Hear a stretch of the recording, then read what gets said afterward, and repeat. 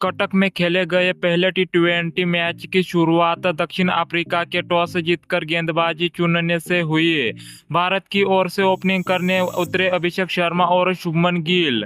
पहले ही ओवर में गिल ने थर्ड मैन की दिशा में एक खूबसूरत चौका लगाया, लेकिन अगली ही गेंद पर उसी गलती से आउट हो गए। लेंथ गेंद को बिना टाइमिंग के हवा में खेल दिया और जॉनसन ने आसान सा कैच पकड़ लिया। 4 रन पर पवेलियन भेज दिया। भारत की शुरुआत झटका मिला और स्कोर बोर्ड पर एक विकेट पर 4 रन थे। अब मैदान में आए कप्तान सूर्य कुमार यादव। शुरुआत में वह और अभिषेक थोड़े संभल कर खेले, लेकिन तीसरे ओवर में सूर्य कुमार के अंदाज में पारी गति दी।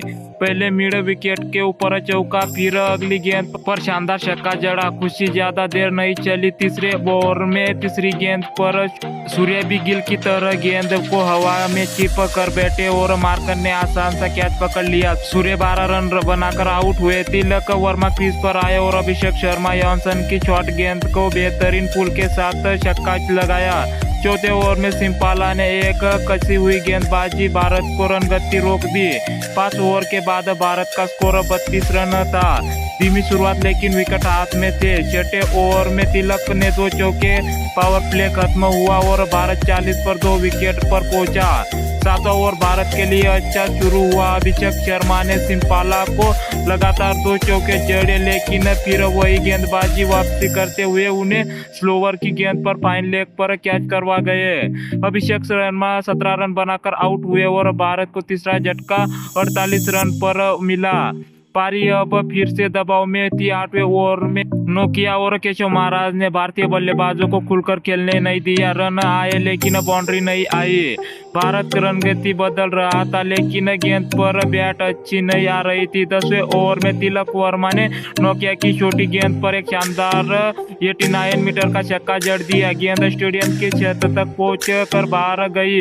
यह भारत की पारी का सबसे दमदार शॉट था। 10 ओवर के बाद स्कोर 71 रन पर था। धीमा लेकिन संभला हुआ। 11वें ओवर में फेरेरा आए और भारतीय बल्लेबाज को फिर दबाव में दिखे। सिर्फ 5 रन आए और बाउंड्री नहीं लगी। इसी में इस मैदान में वो सब उतर चुकी थी, यानी भारतीय गेंदबाजों की दूसरी पारी मुश्किल भी हो सकती थी। भारत को अब रफ्तार चाहिए थी। 12वें ओवर में एनगिडी ने बड़ा झटका दिया। तिलक वर्मा 32 गेंदों में 27 रन की संघर्षपूर्ण पारी खेलकर पुल मारने की कोशिश में फाइन लेग पर कैच थमा बैठे।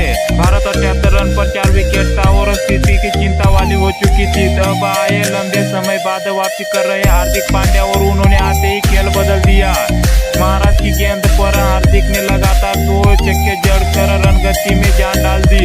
इस ओवर में कुल 16 रन आए और पहली बार में रफ्तार पकड़ता दिखा। दूसरी ओर अक्षर पटेल कंसिस्टेंट नहीं दिख रहे थे। कई डॉट गेंदे खेले, लेकिन 14वें ओवर में सिंपाला को लॉन्ग ऑफ के ऊपर से शानदार छक्का मारकर भारत को 100 रन के पूरे कर दिए, लेकिन अगली गेंद पर वो आउट हो गए। भारत को 5वां विकेट 104 रन पर गिरा। 15वें ओवर में हार्दिक नोकिया की तेज गेंद पर एक बेहतरीन कट शॉट चौका लगाया और फिर लॉन्ग ऑफ की दिशा में एक चौका जड़ा। इस ओवर में 17 रन मिले। 15वें ओवर के बाद भारत का स्कोर 121 पर 5 विकेट था और हार्दिक पांड्या सिर्फ 11 रन में 26 रन बनाकर पारी को